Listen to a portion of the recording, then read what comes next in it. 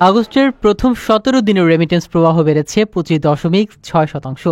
বাংলাদেশ ব্যাংকের সাম্প্রতিক প্রতিবেদনে জানানো হয়েছে, এই সময় প্রবাসীরা পাঠিয়েছেন 1,424 মিলিয়ন মার্কিন ডলার। গত বছরের একই সময় এ টাকার অঙ্ক ছিল 1,143 মিলিয়ন ডলারে। চলতি অর্থ বছরে জুলাই থেকে 17 আগস্ট পর্যন্ত দেশে এসেছে 3,902 মিলিয়ন ডলার রেমিটেন্স। আগের অর্থ বছরে একই সময়ে যা ছিল মাত্র 3,047 মিলিয়ন ডলার। অর্থাৎ প্রবাসী আয়ের গতি এবার আরও দ্রুত হয়েছে। বাংলাদেশ ব্যাংকের তথ্য অনুযায়ী গত অর্থ বছরে মোট 30.32 বিলিয়ন ডলার রেমিটেন্স পাঠিয়েছে প্রবাসীরা। এর মধ্যে শুধু যুক্তরাষ্ট্র থেকে এসেছে 473 কোটি ডলার, যা একক দেশ থেকে পাঠানো সর্বোচ্চ রেমিটেন্স।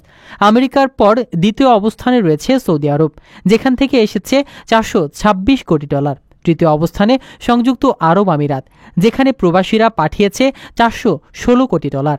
এছাড়া যুক্তরাজ্য, মালয়েশিয়া, ওমান, ইতালি, কুয়েত, কাতার ও শ্রীলঙ্কা থেকে উল্লেখযোগ্য পরিমাণ বৈদেশিক মুদ্রা এসেছে। অর্থনীতিবিদরা বলছেন, এই প্রবাহ বাংলাদেশের বৈদেশিক মুদ্রার রিজার্ভে ইতিবাচক প্রভাব ফেলবে এবং চলমান সংকট মোকাবেলায় গুরুত্বপূর্ণ ভূমিকা পালন করবে।